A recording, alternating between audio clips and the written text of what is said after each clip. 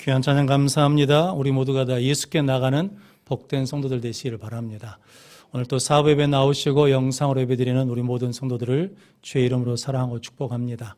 늘 하나님의 은혜와 평강 가운데 믿음을 지키며 강건한 성도들 되시기를 바랍니다. 우리 옆에 분 한번 같이 인사하겠습니다. 좋은 나무가 됩시다. 아름다운 열매를 맺읍시다. 좋은 나무가 되어 아름다운 열매를 맺어 마지막 때 칭찬받는 우리 성도들 되시기를 바랍니다.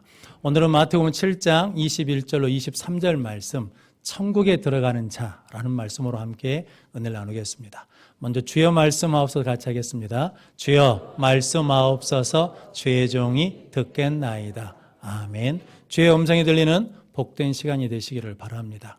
예수님께서 지난 시간에 두 종류 열매가 있다라고 말씀해 주셨습니다. 아름다운 열매가 있고 나쁜 열매가 있다라고 말씀하시면서 좋은 나무가 아름다운 열매를 맺고 못된 나무는 나쁜 열매를 맺는데 아름다운 열매를 맺지 아니하는 나무마다 찍혀 불에 던져지는 때가 있다라고 말씀하셨습니다. 그러면서 오늘 본문 말씀에 천국에 들어가는 자가 있고 천국에 들어가지 못하는 자가 있다라고 경고하십니다. 그래서 오늘 본문 말씀을 통해서 누가 어떻게 천국에 들어가는지 함께 은혜를 나누므로 우리 모든 성도들은 천국에 들어가서 승리하는 복된 성도들 되시기를 바랍니다.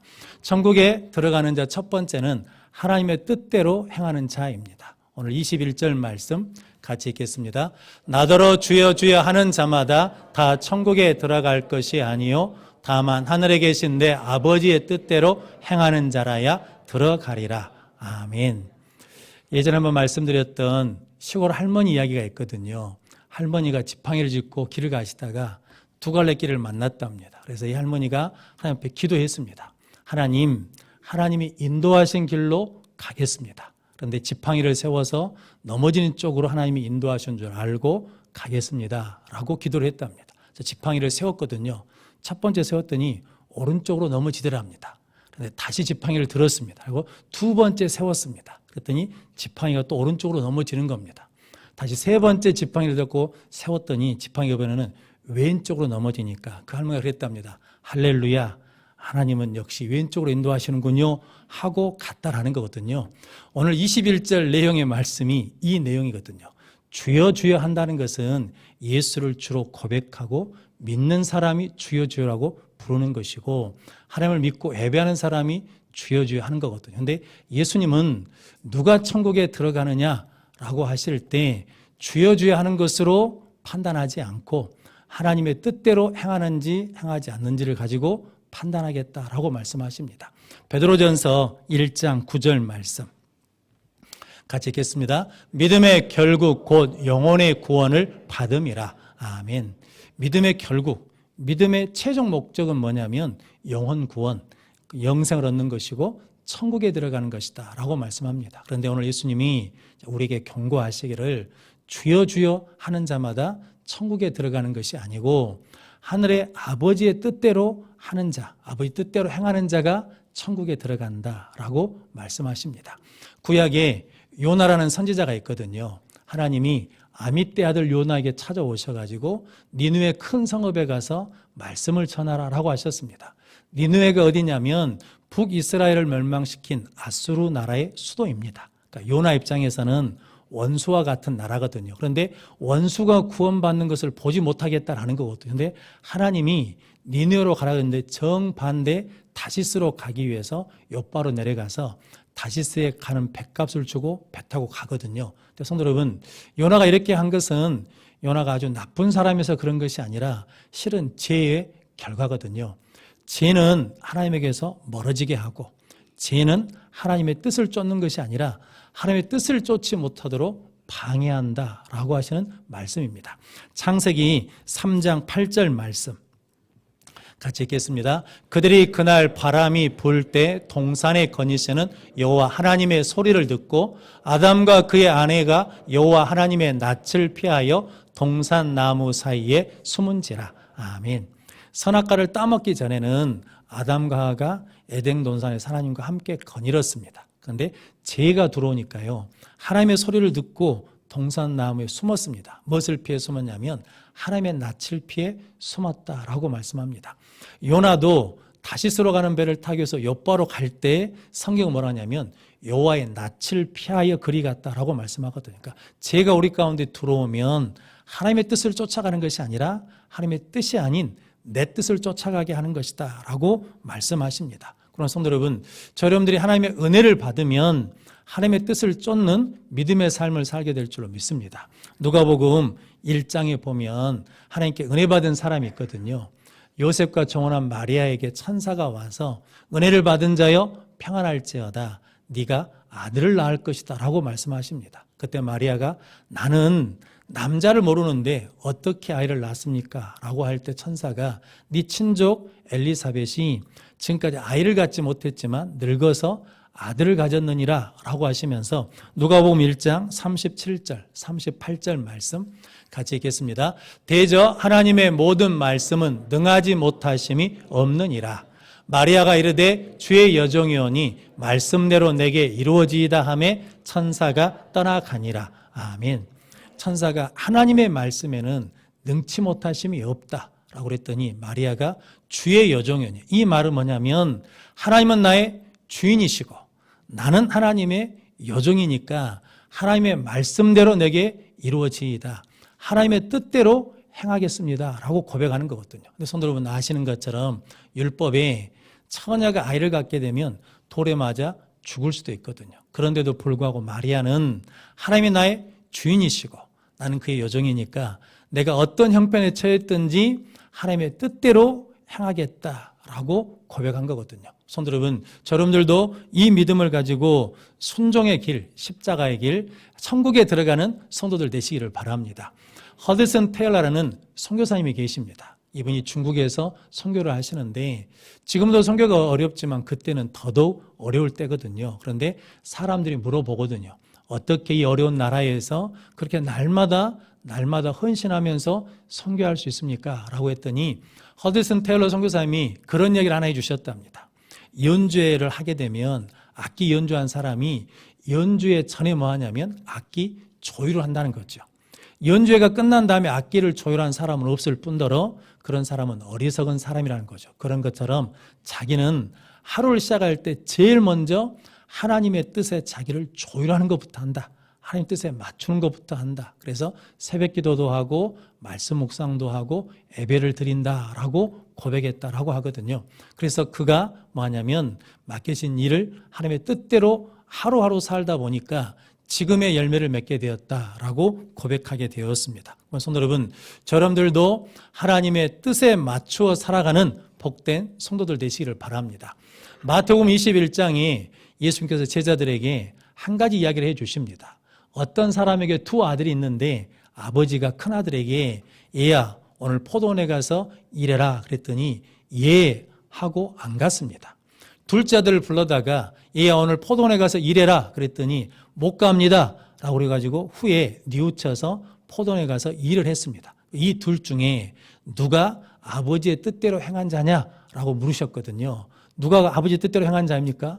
둘째 아들이 그렇다라는 거거든요. 성도 여러분, 우리가 주여 주여라고 하면 하나님의 뜻과 내 뜻이 맞지 않을 때가 있거든요. 그때 우리도 둘째 아들처럼 못합니다 라고 했다가 뉘우쳐서 하나님의 뜻대로 행하면 천국에 들어간다라고 말씀하십니다. 예수님도 이 땅에 오셨을 때 이 땅에 오신 목적이 내 뜻을 이루기 위해서 온 것이 아니라 나를 보내신 이의 뜻, 아버지의 뜻을 이루러 왔다라고 고백하십니다. 그러면서 아버지의 뜻이 무엇인지를 말씀해 주셨는데 요한복음 6장 40절 말씀입니다. 같이 읽겠습니다. 내 아버지의 뜻은 아들을 보고 믿는 자마다 영생을 얻는 이것이니 마지막 날에 내가 이를 다시 살리리라 하시니라. 아멘. 내 아버지의 뜻, 하나님의 뜻은 그 아들을 보고 믿는 자마다 영생을 얻는 것, 구원을 얻는 것, 천국에 들어가는 것이거든요. 그 뜻을 위해서 예수님이 겟세마네 동산에서 기도하시거든요. 누구 뜻대로 마시고 내 뜻대로 마시고 아버지의 원대로 되기를 원하십니다 라고 기도하시면서 하나님의 뜻인 십자가 달려 죽으심으로 우리 죄를 사해 주시고 부활하심으로 죄와 사망에서 우리를 건져주셨습니다. 그 일을 감당하시기 위해서 예수님도 뭐 하셨냐면 하나님의 뜻에 맞추셨다라는 거거든요. 그래서 기도에 대해서 이런 이야기가 있거든요. 예전에 나룻배를 타고 다니다가 이제 국동항에 들어오거든요. 그럼 국동항에다가 배를 묶잖아요, 밧줄로. 그러면 이제 어부들이 이제 밧줄을 당기지 않겠습니까? 그러면 당기면 부두가 다가옵니까? 아니면 배가 부두 쪽으로 갑니까? 무르나 말한 거죠. 배를 당긴다 해서 부두가 배 쪽으로 오는 건 아니죠. 당기면 배가 부두 쪽으로 가잖아요. 그런 것처럼 기도는 그런 거라는 거거든요. 기도는 하나님을 내 쪽으로 끌어당겨가지고 내 뜻을 이루는 게 아니라 우리가 하나님께로 가서 하나님의 뜻에 순종하는 것이 기도다라고 말씀하십니다. 성도 여러분, 여러분들이 천국에 들어가는 자가 되기 위해서 내 뜻을 예수님처럼 십자가에 못 박고 그래서 하나님의 뜻을 행함으로 천국에 들어가는 십자가의 길을 가는 복된 성도들 되시기를 바랍니다. 그래서 예수님께서 누구든지 나를 따라오려거든 자기를 부인하고 자기 십자가를 지고 나를 따를 것이니라 라고 말씀하고 있습니다. 오늘 본문 말씀으로 보자 그러면 자기를 부인한다는 것은 무엇을 부인하는 겁니까? 내 뜻을 내려놓고 하나님의 뜻을 붙들고 나가는 것이 예수님을 따르는 십자가의 길을 가는 것이다 라고 말씀하십니다. 우리 모든 성도들이 예수님처럼 내 뜻을 십자가에 못 박고 예수님을 본받아서 그 하나님의 뜻을 행하는 십자가의 길을 가는 성도들 되시기를 바랍니다. 그래서 마침내 천국에 들어가는 복된 성도들 되시기를 축복합니다. 고아의 아버지라 그러고 5만 번 기도 응답을 받은 조지 물러라는 목사님이 계시거든요. 이분이 원래는 독일 분이시랍니다. 그런데 아프리카 선교를 소명으로 알고 사명으로 알고 영국에서 선교사 훈련을 받으면서 영어를 공부하는데 그렇게 왔다 갔다 하면서 보니까 길거리에 고아들이 많은 거예요. 그 당시에 산업혁명 당시여서 경제적인 어려움 때문에 길거리에 내앉는 가정들이 많았답니다. 그런데 그런가 보다 했는데 어느 날 성경을 읽다가 하나님은 거룩한 성소에 계신 하나님은 고아의 아버지시고 가부의 재판장이시다라는 말씀이 마음에 부딪혔답니다. 그래서 하나님 앞에 기도했더니 하나님이 조지 물러야 아프리카 선교사 가지 말고 영국에서 고아원을 해라 라고 그러시더랍니다. 그래서 조지 물러가 그 당시에는 나는 평생을 아프리카 선교에 헌신하려고 한 사람입니다. 그래서 안 되겠습니다 라고 하는데 계속해서 기도하는데도 부담이 되는데 어느 날 예수님이 묵상되더래요. 그런데 예수님이 자기를 비우시고 하나님의 뜻을 받아들인 것처럼 내 욕심이 가득 차서 하나님의 뜻을 받아들이지 못하니까 네 마음을 비워라. 네 마음을 비워라. 그래서 자기 뜻을 내려놓고 하나님의 뜻에 순종하기로 했답니다. 그랬더니 어디서 몰려오는지 고아들이 찾아오기 시작하는데 3,000명까지 왔다는 거거든요. 적은 수가 아니죠. 그래서 60년 동안 10,000명의 고아들을 돌보았다라고 그러거든요. 그러면서 조지 물러 목사님이 그렇게 고백합니다. 기도보다 앞서지 마십시오. 성령보다 앞서지 마십시오. 즉 내 뜻으로 하지 말고 누구 뜻으로 하는 겁니까? 하나님의 뜻에 맞추어서 하라라고 말씀하십니다. 그럼 성도 여러분, 하나님의 뜻대로 행한다는 것은 우리가 특별한 일, 큰 일을 해야 된다고 생각하는데 그러지 않습니다. 성경에 항상 기뻐하라, 쉬지 말고 기도하라, 범사에 감사하라. 이는 그리스도 예수 안에서 너희를 향하신 하나님의 뜻이니라. 성도 여러분, 항상 기뻐한다는 것은 구원의 감격, 구원의 기쁨을 가지고 사는 거거든요. 그리고 쉬지 말고 기도하라. 늘 하나님의 뜻에 맞추어서 기도하라는 거거든요. 그리고 범사에 감사하라. 하나님이 통치하시고 다스림을 믿고 감사하는 거죠. 이것이 뭐냐면 하나님의 뜻이라는 거거든요. 성도 여러분, 우리 잘 알고 있지 않습니까? 이스라엘 백성들이 광야 40년 생활하면서 원망하고 불평했더니 어디에 못 들어갑니까? 가나안 땅에 못 들어갑니다. 그래서 우리도 마찬가지거든요.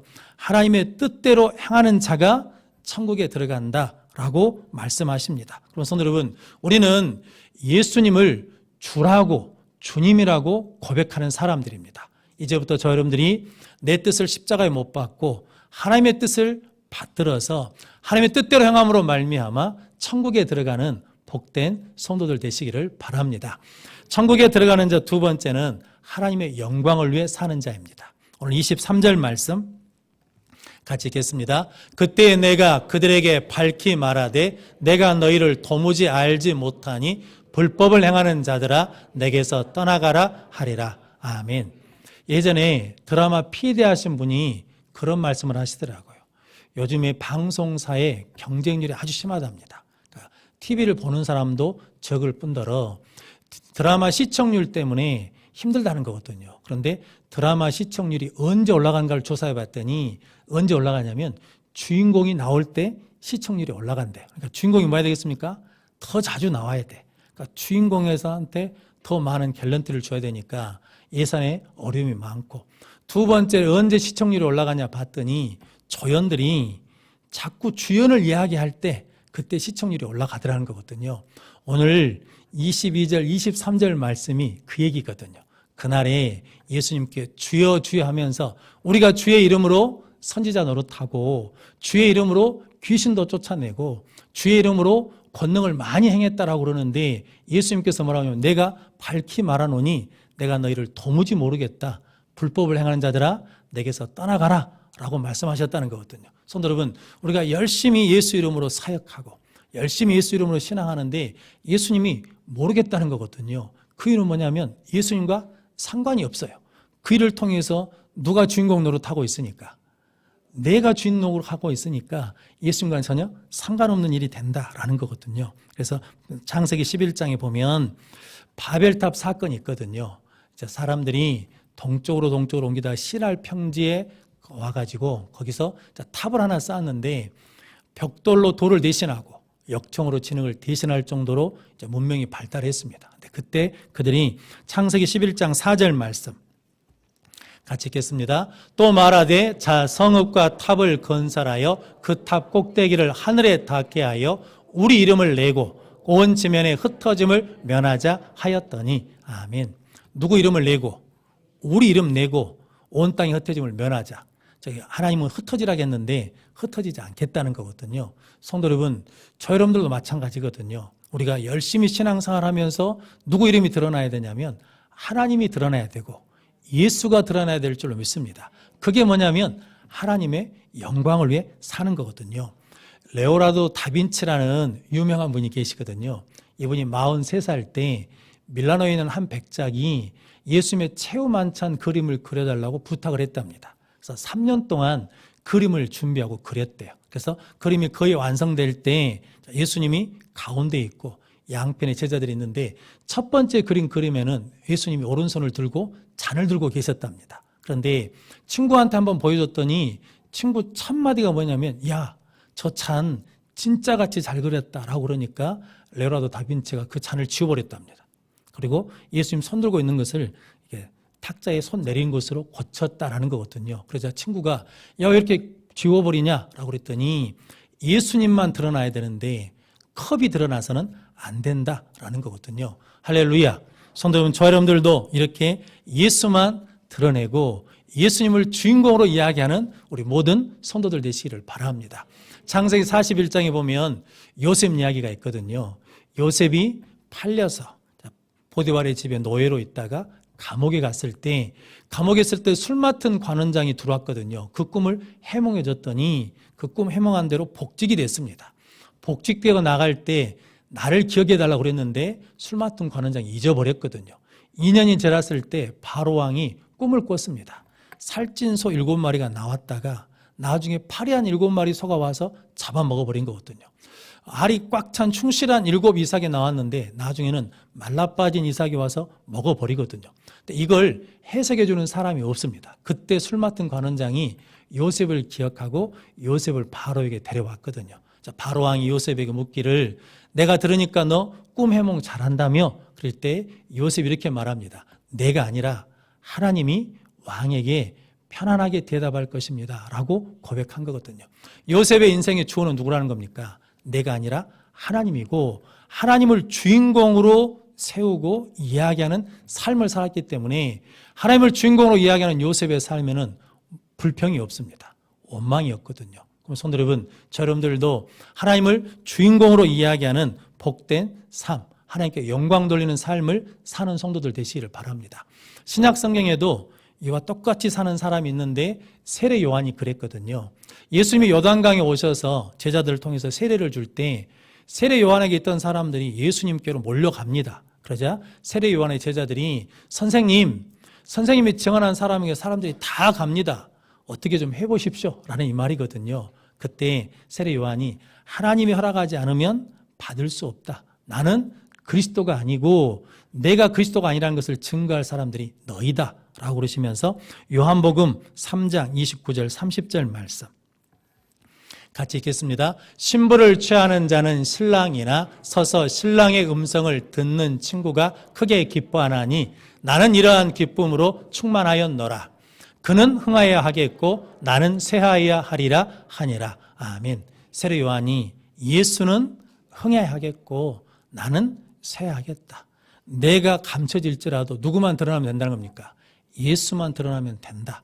이것이 하나님의 영광을 위해 사는 자이고 천국에 들어가는 자의 삶입니다. 여러분들이 이 복된 삶을 사는 성도들 되시기를 바랍니다. 그래서 바울이 우리는 예수 핏값으로 산 몸이 되었기 때문에 이제 하나님의 것이 되었으니까 너희는 먹든지 마시든지 무엇을 하든지 다 하나님의 영광을 위해 하라라고 말씀해 주셨습니다. 근데 성도 여러분, 하나님의 영광을 위해 산다고 생각하면 뭐 특별한 일이나 엄청 큰일을 해야 하나님께 영광이 된다고 생각하는데 그러지 않습니다. 예수님이 우리에게 가르쳐 주신 게 있는데 누가복음 17장에 보면 10명의 나병 환자가 예수님께 와서 고쳐달라고 기도했거든요. 예수님이 제사장에 가서 보이라 했더니 10명이 순종해서 가다가 나았습니다. 그중에 한 명이 돌아가지고 예수 발 앞에 엎드려 감사했거든요.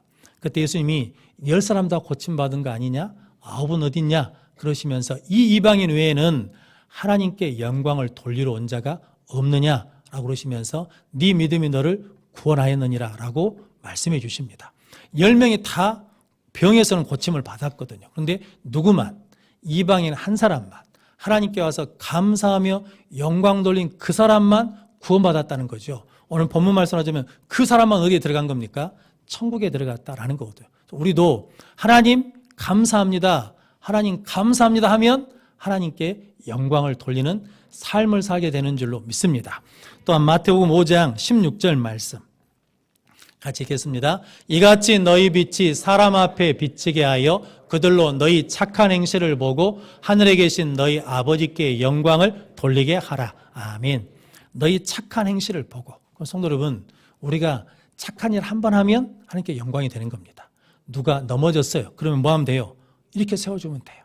누가 무거운 짐을 들고 있어요. 그러면 들어주면 되는 것이고, 누가 슬픔 가운데 있으면 가서 손잡고 위로해주는 그런 일들을 하는 것을 본 것이 그것을 통해서 하나님께 영광을 돌리는 것이다 라고 말씀합니다. 또한 요한복음 17장 4절 말씀 같이 읽겠습니다. 아버지께서 내게 하라고 주신 일을 내가 이루어 아버지를 이 세상에서 영화롭게 하였사오니. 아멘. 예수님 고백이거든요. 예수님은 하나님께서 내게 하라고 주신 일을 내가 이루어 하나님께 영광을 돌렸다라고 말씀하거든요. 성도 여러분, 우리에게도 하나님이 하라고 하신 일이 있거든요. 가정에서, 직장에서, 교회에서 그 일이 크든 적든 사람이 알아주지 않든 상관없이 그 일을 이루어내면 하나님께 영광을 돌리는 것이다 라고 말씀하고 있습니다. 곽선희 목사님이 그런 간증을 한번 하셨거든요. 어머니가 40에 곽선희 목사님을 낳았답니다. 그러니까 늦게 낳으신 거죠. 그런데 6.25 때 이북분이신데 이남으로 내려와야 되는데 어머니는 못 내려오고 가족 일부만 내려오셨답니다. 그래서 나중에 목사가 되어서 소망교회를 섬기면서 교회가 부흥해서 북한 선교도 하고 북한의 어려움도 돕고 하면서 북한에 몇 번 갈 기회가 있으셨답니다. 갈 때마다 어머니 생사가 궁금하니까 알아봤는데 어느 해 갔더니 생사 확인이 됐답니다. 돌아가셨다는 소식을 들었답니다. 근데 90 넘게 사시다가 돌아가셨대요. 그러면 잘 사신 거잖아요. 근데 호텔에 와서 기도하는데 그런 마음이 들더랍니다. 엄마, 이 힘들고 어려운 땅에서 배고픈 땅에서 뭐 그렇게 오래 사셨냐고. 빨리 하나님 나라에 가시지 왜 그렇게 오래 사셨냐. 그러니까 엄마한테 미안한 마음도 있고 고생한 엄마 생각하니까 그런 마음이 들더라는 거죠. 이렇게 기도하는데 분명하게 들린 소리가 하나 있었답니다. 그게 뭐냐면 성전에서 너를 위해 기도하기 위해서. 그러니까 어머니가 그 나이 때까지 사신 이유가 뭐 때문이냐면 내 아들 위해서 뭐 하려고? 기도하시려고 그렇게 사셨다라는 거거든요. 성도 여러분, 이것이 하나님께서 나에게 맡기신 일을 다 이루는 것이 하나님께 영광 돌리는 일이다라는 의미거든요. 공주에서 목회하시는 목사님이 그런 이야기를 해주시더라고요. 교회에 96세 잡수신 권사님이 계시답니다. 이분이 주일마다 감사헌금을 한대요. 감사헌금 제목이 뭐냐면 하나님 사명을 감당하게 해주십시오라고 감사헌금을 한다는 거거든요. 제가 물어봤습니다. 그 권사님 사명이 뭐답니까? 라고 그랬거든요. 96세 먹은 어르신이. 근데 그분이 그런답니다. 자기 사명은 예배 자리에 참석하는 거래요. 하나님 예배에 참석할 수 있는 힘 주시고 건강 주시고 은혜 달라고 그렇게 하나님 앞에 헌신한다는 거거든요. 성도 이게 하나님께서 나에게 맡기신 일을 이루어 하나님께 영광 돌리는 거거든요. 성도 여러분, 저 여러분들이 지금 삶의 자리에서 사는 것이 하나님을 나를 그곳에 세워주셨다면 그곳에서 그 일을 다 감당함으로 하나님께 영광 돌리는 복된 성도들 되시기를 바랍니다. 이제 우리는 하나님을, 예수님을 주라고 고백하는 사람들입니다. 그래서 이제 여러분들이 내 뜻은 십자가에 못 박고 하나님의 뜻을 받아서 그 뜻대로 행함으로 천국에 들어가고, 이제 저 여러분들이 내 이름을 내는 것이 아니라 하나님의 이름을 내는 사람으로 하나님의 영광을 위해 삶으로 말미암아 맡기신 일을 감사함으로 끝까지 잘 감당해서 천국에 들어가는 우리 모든 성도들이 되시기를 주님의 이름으로 축원합니다. 기도하겠습니다. 거룩하신 아버지 하나님, 감사합니다. 예수 믿고 구원받아 하나님의 자녀가 되어서 하나님을 아버지라, 하나님을 주라 고백하게 해주셔서 감사합니다. 이제 하나님의 뜻대로 행하는 자가 되게 하시고 하나님의 영광을 위해 맡겨진 일을 잘 감당해서 천국에 들어가는 우리 모든 성도들 되게 하여 주옵소서. 예수님의 이름으로 기도하옵나이다. 아멘.